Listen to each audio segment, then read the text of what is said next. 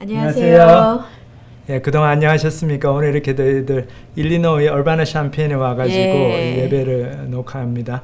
여러분들 잘 지내셨길 바라고 오늘 이제 잠깐 또 잠언 말씀을 보겠습니다. 오늘 말씀은 어떤 말씀인가요? 예, 31장 30절 말씀인데요. 고운 것도 거짓되고 아름다운 것도 헛되나 오직 여호와를 경외하는 여자는 칭찬을 받을 것이라. 네, 우리 여자분들 저도 그런데 참 예쁘고 싶고 아름답고 싶고 그렇게 좀 단정하게 보이고 싶고 그런 디자이어이 많이 있는데요. 할머니들도 그러시더라고요. 할머님들도 그렇죠. 나도 여잔데 사람들이 그럼요. 여자로 생각 안 하고 할머니로 생각한다. 글쎄 말이에요. 그래서 저희 염색도 머리 염색하는 것도 열심히 하고 최선을 다하는데요. 근데 이렇게 이런 경우가 있는 것 같아요. 언제 딱 되면 아휴, 고운 것도 거짓되고 아름다운 것도 헛되다라고 느끼는 시점이 딱 있는데 그게 언제냐 하면 우리 건강이 안 좋아질 때 우리 건강이 안 좋아지고 좀 막 이렇게 몸에 통증이 많고 나이가 들고 그러면서 점점 아휴 이게 다 무슨 소용이 있나 귀찮다라고 생각을 하게 되는 게 쉬운데요. 그렇게 귀찮다라고 느끼는 게 우리가 최선을 다해서 건강하고 또 자식들 생각하면서 건강하려고 노력하고 그런 것은 필요하지만 정말 다 헛되다.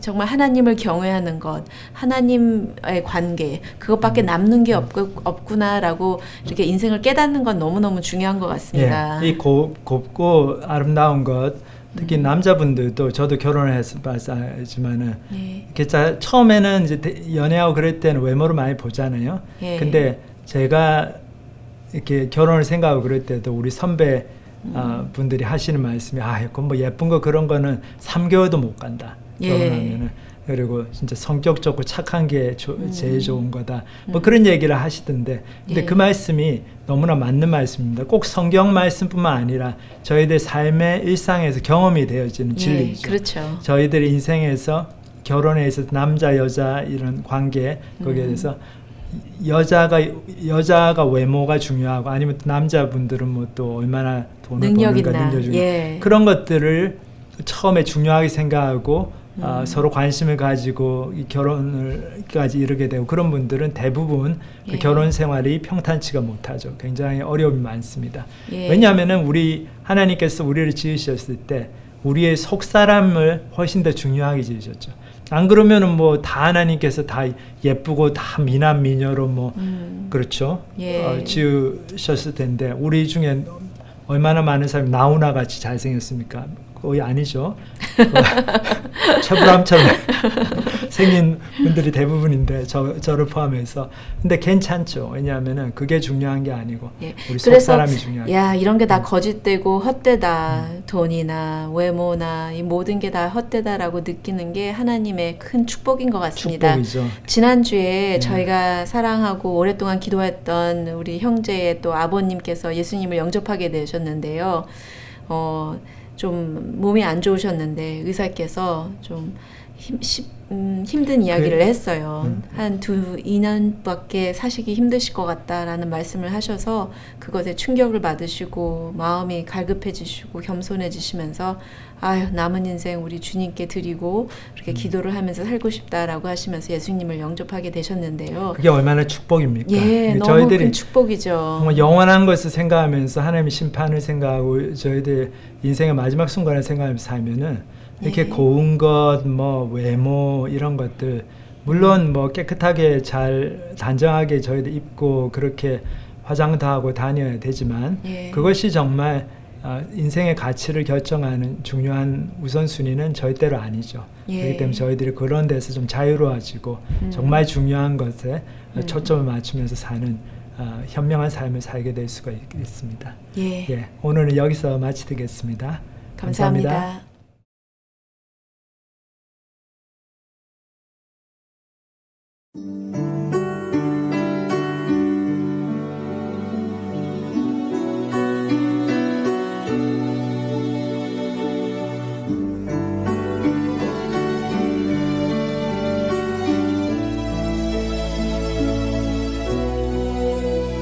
나의 갈 길 다가도록 예수 인도하시니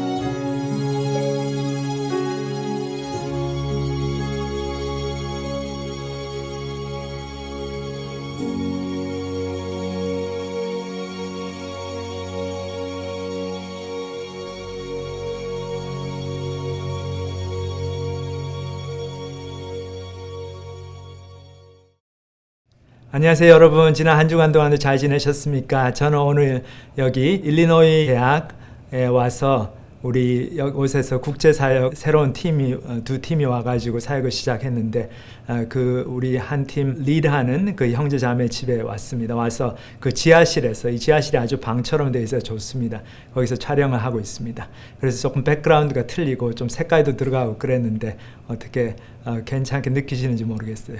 하여튼 어쨌든 저희가 지난 수개월 동안 출애굽기 공부를 같이 했습니다. 근데 출애굽 공부를 지난주로 이제 끝을 내고 오늘부터는 이제 사도행전을 함께 공부하겠습니다. 저는 사도행전 너무나 좋아하는 책 중에 하나인데 이 사도행전은 이 누가복음을 기록했던 그 누가가 그 누가복음의 속편으로 기록을 한 책입니다. 이 누가는 원래 의사였는데 사도 바울의 그 동역자가 돼가지고 바울 선생님의 전도 여행에 여러 번 참여하고 그랬던 사람이죠. 근데 참 재밌는 게 이 누가가 아무래도 의사하고 또 과학적인 그런 소양이 있고 그래서 아주 꼼꼼하게 이 누가복음과 사도행전을 기록했어요. 그리고 이 두 권의 책은 수신자가 분명합니다. 이 어떤 한 개인을 위해서 사실 기록을 한 책이에요. 그 사람이 누군가 하면 데오빌로라고 하는 사람이죠. 그래서 누가가 데오빌로 각하여 뭐 이런 표현을 쓰는 걸 봐서는 이 데오빌로는 아마 로마 정부의 고위 관리가 아니었겠나 생각이 됩니다. 근데 아마 누가가 그 데오빌로를 알게 돼가지고 데오빌로에게 예수님에 대해서 소개를 하고 전하면서 많이 전도를 했는데 이제 분명히 예수님에 대해서 더욱 복음에 대해서 분명하게 알려야 돼서 이 누가복음을 먼저 쓰게 되죠. 그리고 그 속편은 나중에 이제 교회가 어떻게 성장하게 되네 예수님이 승천하신 다음에 그거에 대해서 데오빌로에게 또 한 권의 책을 쓰는데 그것이 바로 사도행전입니다. 그래서 저희들 사도행전 오늘 1장 잠깐 살펴보도록 하겠습니다. 1장 1절을 보면은 데오빌로의 내가 먼저 쓴 글에는 예수께서 행하시며 가르치시기를 시작하심부터 그가 택하신 사도들에게 성령으로 명하시고 승천하신 날까지의 일을 기록하였노라. 여기 보면 데오빌로여 내가 먼저 쓴 글에는 이 먼저 쓴 글이 바로 누가복음입니다. 그리고 그 누가복음의 내용이 어떻는지 잠깐 이 누가가 여기서 복습을 시키고 있죠. 무릇 예수께서 행하시며 가르치기를 시작하심부터 그가 택하신 사도들에게 성령으로 명하시고 승천하신 날까지의 일을 기록하였다. 그러니까 예수님의 사역의 초반부부터 해서 나중에 예수님께서 부활하시고 승천하신 사건까지 분명히 기록을 했다는 거죠. 그리고 누가가 굉장히 여기 이제 그 다음 구절을 보면은 예수님의 부활 사건이 얼마나 가장 핵심적인 사건인가. 그래서 데오빌로가 거기에 대해서 분명한 확신을 가지고 있어야 된다. 그 중요성을 분명하게 언급하고 있습니다. 그래서 저희도 누가복음 1장으로 가가지고 여기에 이제 누가가 누가복음을 시작하면서 또 그 누가복음 기록 목적을 보이고 있나 잠깐 보겠습니다. 누가복음 1장 1절부터 4절 우리 중에 이루어진 사실에 대하여 처음부터 목격자와 말씀에 일꾼된 자들이 전하여준 그대로 내력을 저술하려고 부수든 사람이 많은지라 그 모든 일을 근원부터 자세히 미루어 살핀 나도 데오빌로 각하에게 차례대로 써보내는 것이 좋은 줄 알았노니 이는 각하가 알고 있는 바를 더 확실하게 하려 함이로라. 여기 보면은 누가복음의 저작 목적이 분명히 나오죠. 벌써 데오빌로 각하에게 누가가 복음을 전해가지고 각하가 많이 알고 있는데 각하가 알고 있는 바를 더 확실하게 알게 하려고.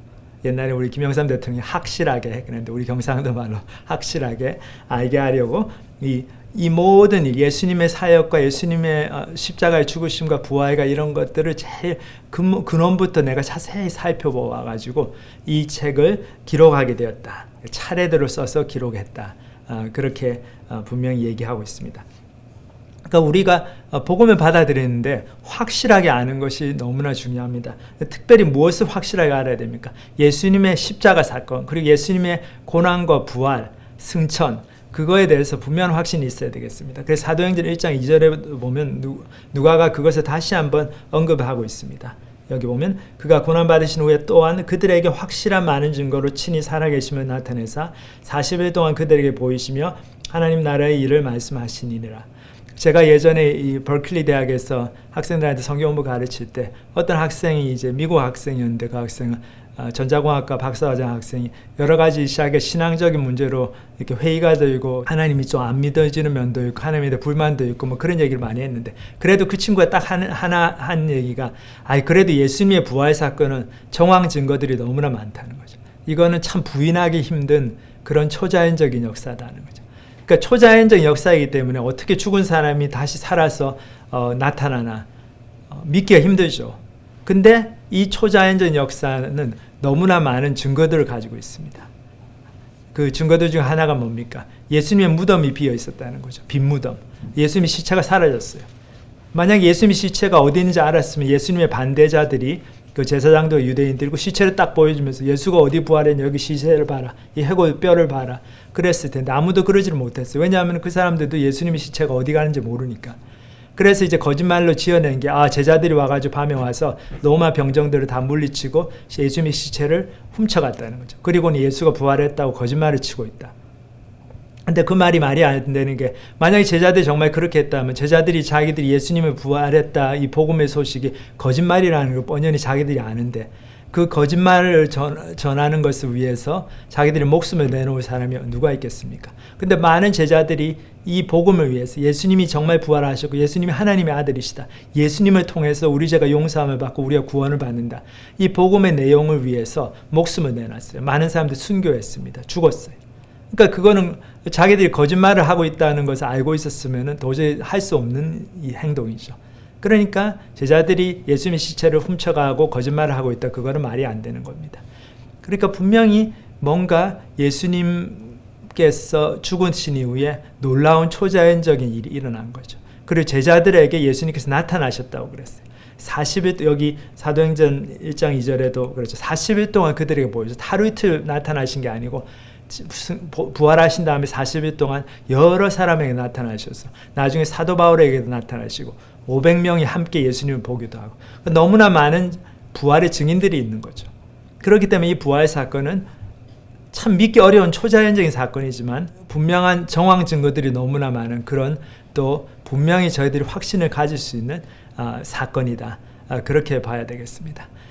그리고 초자연적인 사건을 믿기 어렵지만 우리가 하나님이 살아계시다는 것을 인정을 하면, 하나님이 초자연적인 분이시죠. 하나님은 이 자연에 속한 분이 아니시고 이 자연을 창조하신 분이니까, 자연 위에 계신 분이고 바깥에 계신 분이니까 초자연적인 역사들을 일으킬 수 있는 분이죠. 그렇기 때문에 하나님께서 이런 예수님의 부활이라고 한 놀라운 기적을 행하셨다는 것을 저희들이 충분히 믿을 수 있는 것입니다. 그런데 여기에 대해서 우리가 얼마나 확신을 가지고 있는가. 많은 분들이 확신이 좀 희끄무리한 분들이 많아요. 또 어떤 분들은 어떻게 얘기하면 부활이, 몸의 부활이 뭐가 그렇게 중요하냐, 예수님이 진짜로 부활했다 안 했던 그게 중요한 게 아니고 부활 정신이 중요한 거다.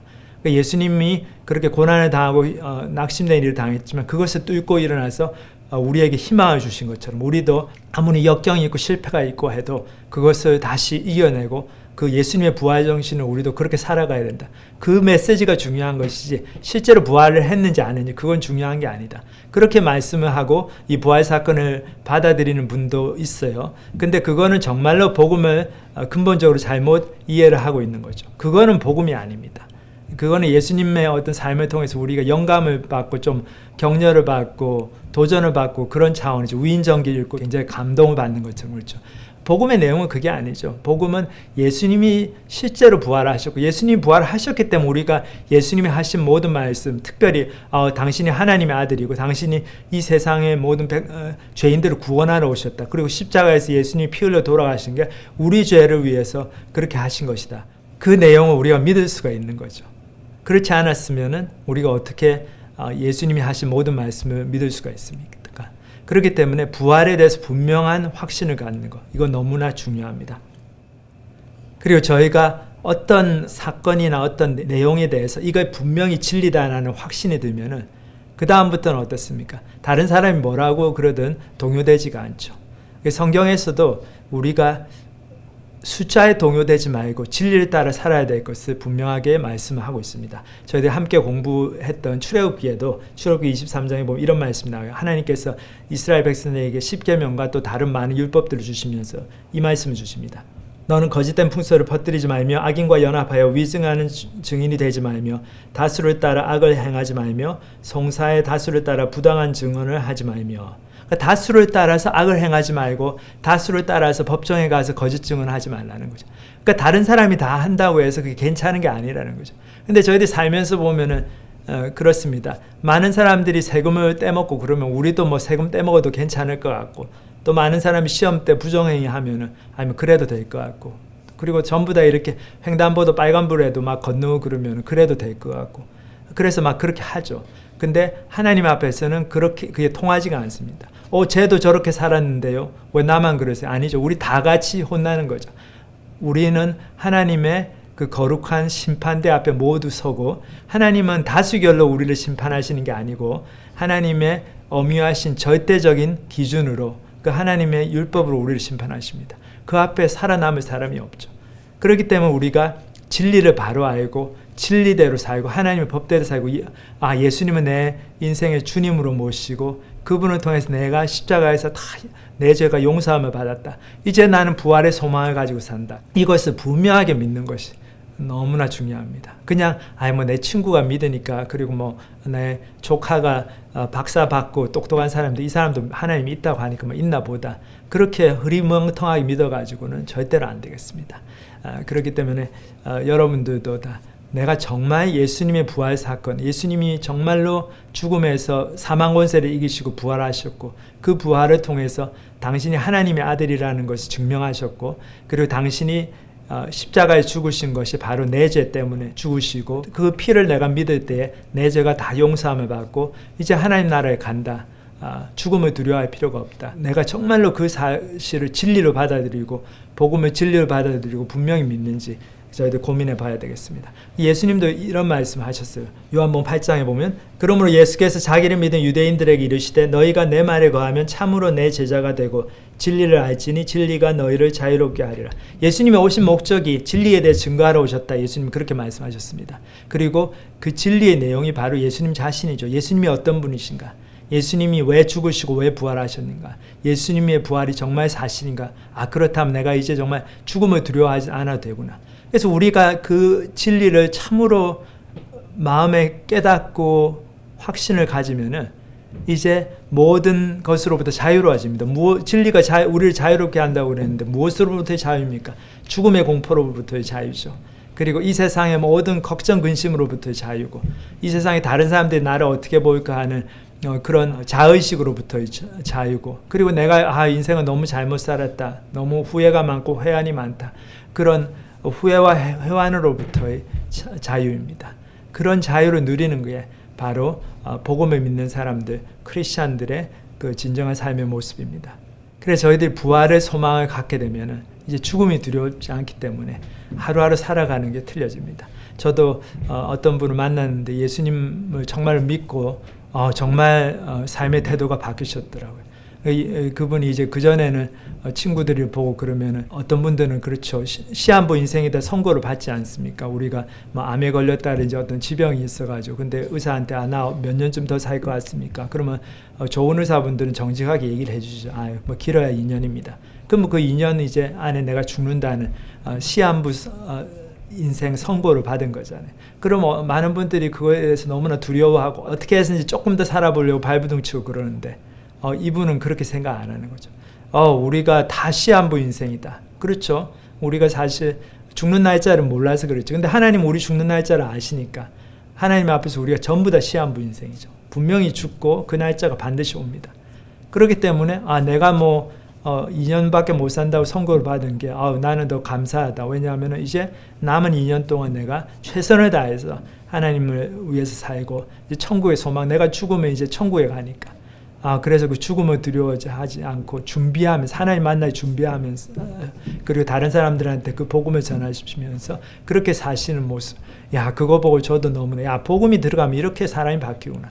근데 그 시작이 뭡니까? 부활에 대한 확신이죠. 예수님이 정말 사망 권세를 이기시고 부활하셨다. 그 확신이 있어야 되겠습니다. 근데 참 재밌는 게, 예수님께서 부활을 하시고 난 다음에 초대교회가 시작되기 전까지 어떤 일이 있었는가 하면 예수님께서 약속을 주십니다. 성천하시기 전에 이렇게 하라고 하는 분명한 한 가지 약속을 주셨어요. 여기 보면, 사도와 함께 모이사 그들에게 분부하여 이르시되 예루살렘에 떠나지 말고 내게서 들은 바 아버지께서 약속하신 것을 기다리라. 요한은 물로 침례를 베풀었으나 너희는 몇 날이 못되어 성령으로 침례를 받으리라 하셨느니라. 그래서 여기 뭐 예수님께서 예루살렘에 떠나지 말라 그렇게 처음에 말씀하셨죠. 사실 이 예수님의 제자들은 대부분이 예루살렘이 집이 아니었습니다. 예수님께서 예루살렘에 오신 이유가 유월절을 지키기 위해서 오셨죠. 그리고 예수님의 제자들도 같은 목적으로 예수님과 함께 왔습니다. 근데 거기서 예수님께서 유대인들에게 잡혀가지고 십자가에서 처형을 당하신 거죠. 그렇기 때문에 이 제자들은 사실 예루살렘에 그렇게 있을 필요가 없는 사람들이었죠. 근데 예수님께서 나중에 40일 동안 이 제자들과 시간을 보내시고 난 다음에 예루살렘으로 모이게 하셔가지고 이 예루살렘을 떠나지 말고 여기 있으라고 하십니다. 그러면서 너희는 조만간 성령으로 침례를 받을 거다. 그리고 여기서 요한은 물로 침례를 베풀었으나 그러면서 요한의 침례 얘기를 하시죠. 요한의 침례는 어떤 침례입니까? 회개의 표시로 받는 침례이죠. 그러니까 내가 정말 죄인인 걸 깨닫고 하나님에 나와서 제가 죄인입니다. 하나님 용서해 주세요. 근데 그것만 가지고 구원함에 이르는 게 아니죠. 우리가 성령으로 침례를 받아야 됩니다. 다시 말해서 예수님께서 내 인생을 위해서 하신 일, 십자가에 죽으시고 부활하신 그것을 분명히 마음으로 믿고 하나님의 성령이 내 마음에 임할 것을 기다리면서 그것을 하나님께 기도하면 성령님께서 내 마음에 들어오셔서 내주하시고 그러면서 나의 영이 부활하는, 영이 살아나는 그런 놀라운 초자연적인 이제 변화가 생기는 거죠. 그러면서 그 다음부터 저희들이 하루하루의 삶에서 성령님의 임재를 느끼고 하나님께서 인도하심을 느끼고 하나님 말씀하시는 게 들리고 하나님의 말씀이 깨달아지고 그런 역사들을 경험합니다. 그것이 바로 성령의 침례인데 예수님께서 여기서 제자들에게 예루살렘에 떠나지 말고 아버지 약속하신 바 그 성령님이 내려오시는 것을 기다리라는 거죠. 근데 이 약속의 말씀을 생각해 보면은 제자들이 생각했던 어떤 예수님이 승천하신 다음에 하실 일들하고 많이 좀 틀렸어요. 제자들은 어떤 기대를 했습니까? 그 제자들이 했던 기대가 그 다음 이제 9절에 이제 제자들의 예수님에 대한 질문으로 잘 표현이 되고 있습니다. 그 다음 구절 읽어보면 그들이 모였을 때 예수께 여쭈어 이르되 주께서 이스라엘 나라를 회복하심이 이때이니까 하니 이르시되 때와 시기는 아버지께서 자기의 권한에 두셨으니 너희가 알 바 아니요 오직 성령이 너희에게 임하시면 너희가 권능을 받고 예루살렘과 온 유다와 사마리아와 땅끝까지 이르러 내 증인이 되리라 하시니라. 제자들은 예수님께 굉장히 물어보고 싶은 질문이 있었어요. 예수님께서 승천하시기 전에 그게 무엇입니까? 이스라엘 나라를 회복하심이 이때이니까. 자기 나라에 대한 관심이 있었죠. 이 질문은 근데 두 가지 의미가 있다고 보여집니다. 첫 번째는 이스라엘의 정치적인 독립, 그것이 언제 이루어지는가 거기에 대한 관심이죠. 그러니까 이스라엘이 로마 정부의 압제 밑에서 200여 년 동안 고생을 하고 있는데 언제 우리가 로마의 압제자로부터 구원함을 받아서 하나님께서 영광스럽게 다시 이스라엘을 일으켜 세우실 날이 언제입니까? 거기에 대한 기대감이죠. 근데 또 하나는 좀 더 영적인 의미로 신학적인 의미로 이 질문을 생각해 볼 수 있습니다. 하나님께서 이스라엘을 회복시킨다 이 말은 하나님의 종국적인 심판을 얘기하죠. 하나님께서 오셔서 이스라엘이라고 표현이 되는 모든 하나님의 사람들을 다 부르셔서 들어 올리시고 영광스럽게 하시고 그 대신에 하나님을 따라오지 않았던 거부했던 그런 악한 사람들을 심판하시는 그 여호와의 날, 하나님의 종말론적인 심판의 날, 그 날을 또 의미한다고 볼 수가 있습니다. 그러니까 사람들의 관심이 거기에 있었죠. 이제 예수님께서 다시 오셔가지고 우리 믿는 사람들을 회복시키시고 악인들을 심판하시는 그날이 언제인가. 근데 예수님의 관심은 틀렸습니다. 여기서 저희들이 하나 교훈을 받아야 될 것 같아요. 예수님께서 이 사람들의 질문을 너무나 잘못된 질문이다 그렇게 얘기하지 않으셨어요. 근데 그것이 우선순위가 아니다. 그런 뜻으로 이 대답을 하시죠. 여기 보면 이르시되 때와 시기는 아버지께서 자기의 권한에 두셨으니 너희가 알 바 아니요 오직 성령이 너희에게 임하시면 너희가 권능을 받고 예루살렘과 온 유다와 사마리아와 땅끝까지 이르러 내 증인이 되리라 하시니라. 너희가 궁금해하는 거 언제 하나님의 종말론적인 심판이 이루어지나 언제 우리 이스라엘이 정치적으로 독립되나 그런 것들은 하나님의 소관이다. 너희가 걱정하고 너희가 막 알아야 되고 그게 아니다. 근데 너희는 무엇을 알아야 되는가 하면 하나님께서 너희에게 하라고 하시네. 그게 무엇인가? 그걸 알아야 된다. 그게 바로 뭡니까? 이 예수님께서 주시는 약속의 말씀의 내용이죠. 오직 성령이 너희에게 임하시면 너희가 권능을 받고 예루살렘과 온 유대와 사마리아와 땅끝까지 이르러 내 증인이 되리라 하시니라. 참된 구원은 하나님의 초자연적인 성령의 역사로부터 시작이 됩니다. 우리 구원의 역사는 초자연적인 겁니다. 우리가 단순히 말씀을 듣고 내 생각을 좀 고치고 그러면 뭐 예수님 믿어야 되겠네. 그런 차원이 아니죠. 그것으로부터 시작을 해야 됩니다. 근데 우리가 그렇게 분명하게 신앙 고백을 할 때 하나님의 초자연적인 구원의 역사가 우리 속에서 일어납니다. 어떻게 해서 성령님께서 오셔가지고 내 마음에 거주하기 시작하시죠. 그래서 저희들이 영에 속한 사람이 됩니다. 성령님과 함께 내 영이 함께 거주하고 나의 영이 성령님의 영에 순종하고 또 그걸 통해서 우리의 몸과 마음도 생각도 점점 예수님을 닮아가게 되고 그런 놀라운 초자연적인 영적인 역사가 이루어집니다. 그것이 바로 구원의 내용이죠. 근데 그렇게 우리가 구원을 받고 나고 성령님의 권능을 입고 나면은 그 다음에 우리가 증인이 된다는 거죠. 증인의 삶을 산다. 그러니까 전도를 하는 거는 바로 우리가 예수님에 대해서 증거하는 삶입니다. 근데 증거라고 하는 게 무슨 성경책에 있는 걸 그냥 이렇게 앵무새처럼 막 이렇게 가르쳐주고 성경에 보면 이런 말씀이 있습니다. 그러니까 믿으세요. 그게 증인의 삶이 아니죠. 증인의 삶은 뭡니까? 우리가 개인적으로 예수님을 경험하고 하나님의 말씀이 정말 진리라는 것을 개인적으로 확신하게 되고 그 예수님의 약속이 내 마음속에서도 내 삶 속에서 이루어지는 것을 경험하고 그 경험한 내용을 전해주는 거죠. 그러니까 경험이 없으면 참된 그리고 확신이 없으면 전도만큼 어려운 게 또 없죠. 왜냐하면 거짓말을 하는 것처럼 느껴지니까. 나도 잘 모르는 걸 아는 척하면서 전해주려니까 얼마나 힘들겠습니까? 근데 우리가 정말로 예수님을 만나고 나면 증인으로의 삶을 살고 싶어 하게 됩니다. 그리고 그것이 그렇게 힘들지 않습니다.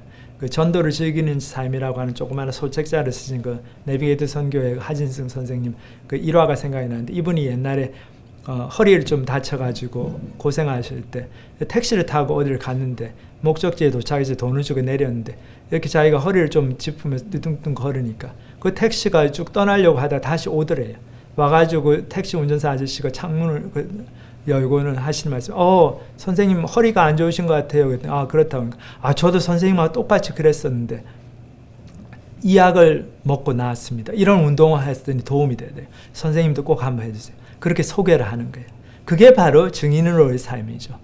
저희가 어떤 사람 볼 때 누구누구씨 참 죽는 게 두렵죠. 이제 몸도 아프고 그러니까 어떻습니까? 나도 죽는 게 두려웠었는데 그리고 사는 게 힘들죠. 걱정 근심 많고 돈 걱정, 자식 걱정, 걱정이 끊일 날 없고 저도 그랬습니다. 근데 예수님을 믿고 이게 변했습니다. 예수님을 믿고 정말 천국에 참된 소망이 생기고 나니까 죽음이 두렵지 않고 죽는 날이 오히려 기다려지고 그러고 예수님을 참으로 믿고 나니까 하나님을 신뢰하게 되고 하나님께서 우리 자식들을 책임져 주시고 하나님께서 내 인생을 책임져 주신다. 그게 분명하니까는 제가 걱정 근심으로부터 해방이 되었습니다. 당신도 예수님을 믿어보세요. 그렇게 되는 거죠. 그것이 바로 증인으로의 삶이다. 그렇기 때문에 증인으로서의 삶은 개인적으로 시작이 돼야 되는 거죠. 참 재밌어요. 여기 보면 예수님께서 땅끝까지 나가서 증인이 되라고 했는데 예루살렘에서부터 시작을 하게 하시죠. 왜냐하면 이 사람들이 지금 예루살렘에 있잖아요. 그러니까 예수님의 증인이 되는 삶, 복음을 전하는 삶은 사람을 통해서 이루어집니다. 굉장히 그 지역에서 내가 있는 곳에서 바로 내 주위에 있는 사람들에게 나의 삶을 소개하고 그 사람들의 삶을 알아나고 그것을 통해서 이루어지죠. 그리고 그것이 바로 하나님의 구원 계획이기 때문에 우리가 자꾸 하나님께 순종하고 나가야 되는 겁니다. 하나님께 순종하지 않고 하나님은 온 유대와 사마리아와 땅끝까지 나가라고 그랬는데 자꾸 내가 예루살렘이 편하고 여기가 학군이 좋고 여기 교통이 편하니까 여기서 천년만년 살겠습니다. 그리고 여기서 복음 전할래요. 그러면 안 되죠. 그랬으면은 이 복음이 우리 한국 땅까지 왔겠습니까? 아니죠. 근데 하나님은 당신의 백성들이 나가기를 원하십니다. 순종해서 나가기를 원하세요. 그게 불편하지만 우리의 삶의 불편함을 감수하고 나가서 복음을 전할 때 하나님 역사가 나타납니다. 근데 그것이 바로 내 주위에 있는 사람으로부터 시작이 되는 거죠. 그래서 예수님께서 예루살렘을 떠나지 말라 그 첫 번째 명령을 주셨습니다. 다 흩어져야 되는데 사실 다 본인들 집으로 돌아가고 싶고 얼마나 거기 예루살렘에 있었으면 호텔이나 모텔 그런 데서 있었어야 되는데 얼마나 불편했겠습니까? 근데 그 불편함을 감수하고라도 예수님께서 예루살렘을 떠나지 말라는 명령을 주신 이유가 이 사람들이 함께 있어야지 서로를 알게 되고 서로 같은 경험을 하게 되고 정말로 진정한 하나님의 공동체를 이루게 되고 그리고 함께 성령을 받게 되고 그런 공동체적인 경험을 함께 하도록 하기 위해서 그렇게 말씀을 주셨습니다. 제가 아는 교회들도 보면 LA인 교회들도 참 교회가 너무나 은혜스럽고 서로 사랑하는 공동체, 하나님 말씀을 함께 배우고 순종하는 공동체였는데 어떻게 됩니까? 이게 이제 사람들이 교인들이 이제 좀 자기들 비즈니스가 자리가 잡히고 그러다 보니까 치과 의사 하시는 분들은 내가 좀 도시 좀 바깥쪽으로 나가야지 좀 더 손님을 많이 끌 수 있고 그래서 뭐 그분들이 교회 근처에 있던 분이 또 저쪽 1시간 차 타고 가야 되는 곳으로 이사를 가고 다른 분들은 부동산을 하고 식당을 하고 다들 자기들의 생업에 유익을 쫓아가지고 아니면 뭐 학군이 좋은 데를 쫓아가지고 다 흩어져 버리니까 그래서 교회 가는데 뭐 1시간, 1시간 반 걸리고 그러니까 이제 교회가 힘을 잃어지게 되죠. 그러니까 저희들이 조심해야 되겠습니다. 저희들이 하는 결정, 어디에 가서 어떻게 사는가, 이사하고 직장을 잡고 그런 속에서 저희들이 무엇을 우선순위에 두고 있는가. 그냥 내 살기 편한 그리고 내 비즈니스가 잘 되고 돈 잘 벌고 그런 것을 은근히 쫓아가지고 결정을 하고 교회는 뭐 멀지만 뭐 좀 그 교회는 한두 번만 가면 되지만 앞으로 그리고 교회를 뒷전에 놓고 그렇게 되면 하나님의 교회가 힘을 잃습니다. 근데 예수님의 제자들 초대교회 성도들은 그러지 않았어요. 힘들고 불편했지만 예루살렘을 떠나지 않고 함께 모여서 기도했습니다. 1장 12절 15절 제자들이 감람원이라 하는 산으로부터 예루살렘에 돌아오니 이 산은 예루살렘에서 가까워 안식일에 가기 알맞은 길이라 들어가 그들이 유하는 다락방으로 올라가니 베드로, 요한, 야고보, 안드레와 빌립, 도마와 바돌로메, 마테와 및 알페오의 아들 야고보, 셀로린 시몬, 야고보의 아들 유다가 다 거기 있어 여자들과 예수의 어머니 마리아와 예수의 아우들과 더불어 마음을 같이하여 오로지 기도에 힘쓰더라. 모인 무리의 수가 약 120명이나 되더라. 여기 보면은 이 사람들이 다 모였죠. 그 120명이나 하는 사람들이 그 마가 요한의 다락방에 모여가지고 함께 전혀 기도에 힘썼다. 함께 오로지 기도에 힘썼습니다.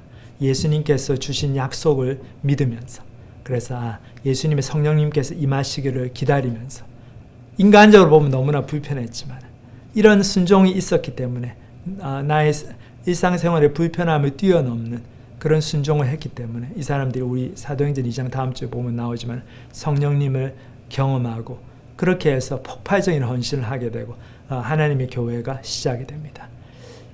참 저희의 삶을 돌아봐야 되겠어요. 저희의 삶의 우선순위가 어디에 있는가. 정말 하나님의 약속을 기다리면서 좀 사는 게 불편하지만 하나님의 약속을 쫓아가지고 내가 그 약속에 순종하면서 예루살렘을 떠나지 말라고 하신 그 약속에 순종하면서 그렇게 살고 있는가.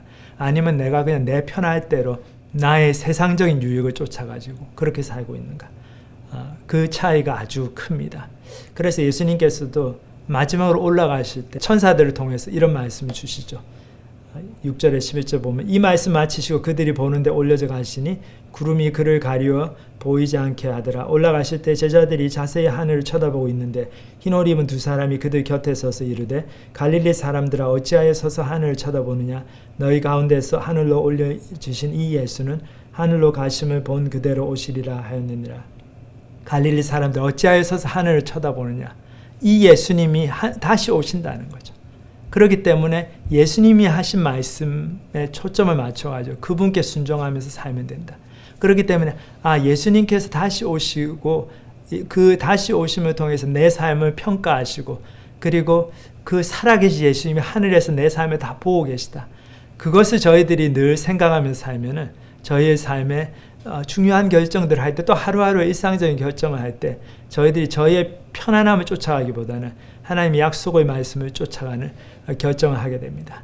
그리고 저희들에게 닥쳐지는 좀 힘들고 어려운 그런 현실을 믿음으로 그대로 받아들이게 돼요.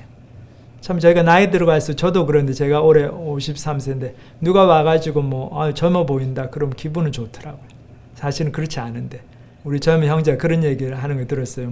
식당에 갔는데 무슨 고등학교 동문회가 열리는데 아주 나이 드신 할아버지들이 많이 모였더래요. 한 70대 80대 되어보는. 근데 서로 하시는 말씀, 야, 너 하나도 안 변했어. 20년 전하고 똑같아. 아유, 너 완전히 대학 똑같다. 야. 근데 이 친구가 볼 때는 다들 굉장히 나이가 들어 보이시고 다들 그냥 연로하시게 보이는데 근데 서로는 어떻습니까? 우리끼리는 그 위로하느라고 덕담하느라고 젊어 보이십니다. 또 그걸 들으면 기분은 좋아요. 또 그걸 은근히 믿고 내가 그래도 좀 젊어 보이나 보다. 오래 살겠지. 그렇게 살아갑니다. 그거는 현실에 대한 잘못된 이해에서 바탕으로 한 삶이죠. 근데 우리가 천국의 소망을 가지고 있으면 내가 지금은 나이가 들어 보이고 몸이 아프고 좀 기운이 없고 아픈 데도 많고 그런 것들이 그렇게까지 슬픈 현실이 아니죠. 나이가 들었으니까 나이 들어 보이고 이제 천국에 갈 때가 다가오는 거고. 근데 내 인생을 여기서 잘 정리하면 하나님 앞에 설 날이 오면 하나님께 할렐루야 하고 하나님 집으로 가면 되는 거고. 그때까지는 이 땅에서 다시 오실 예수님을 생각하면서 그 예수님이 주신 사명을 감당하는 예수님의 증인으로의 삶을 사는 저희들이 되어야 되겠습니다. 그 삶이 정말로 복된 삶이고 그렇게 교회 중심으로 하나님의 약속 중심으로 그렇게 우리가 일상의 불편함을 뛰어넘고 순종하면서 살아갈 때 저희를 통해서 정말 하나님의 놀라운 그 구원 역사 그리고 하나님께 주시려고 하는 그 풍성한 삶이 이루어지게 될 줄 믿습니다. 우리 같이 기도하시겠습니다. 하나님 아버지 감사합니다. 이렇게 사도행전 공부할 수 있는 기회를 주셨는데 저희들이 정말 예루살렘에 떠나지 말고 약속하신 성령 그 성령이 오실 것을 기다리라 기도하면서 기다리라고 하신 승천하신 예수님께서 처음으로 주신 그 약속의 말씀 초대교회 성도들이 그것을 잘 받아들이고 자기들 불편함을 뛰어넘어 그것을 믿고 확신하며 또 함께 모여서 기도하고 예루살렘을 떠나지 않고 그렇게 순종한 것을 통해서 하나님의 놀라운 그 처음 교회의 그 초대교회 역사가 일어났던 것을 저희들이 봅니다. 하나님 아버지 저희도 저희의 삶에서 정말 예수님 부활에 대한 분명한 확신을 가지고 예수님 부활하신 것처럼 나도 부활하고 이제 이 땅에 내 소망을 두는 것이 아니라 하나님 나라에 소망을 두고 오실 예수님께 소망을 두고 주님의 약속에 순종하며 그렇게 살아가는 저희들이 다 될 수 있도록 축복하여 주시옵소서. 오늘 주신 말씀 감사를 드립니다. 예수님의 이름으로 기도합니다. 아멘.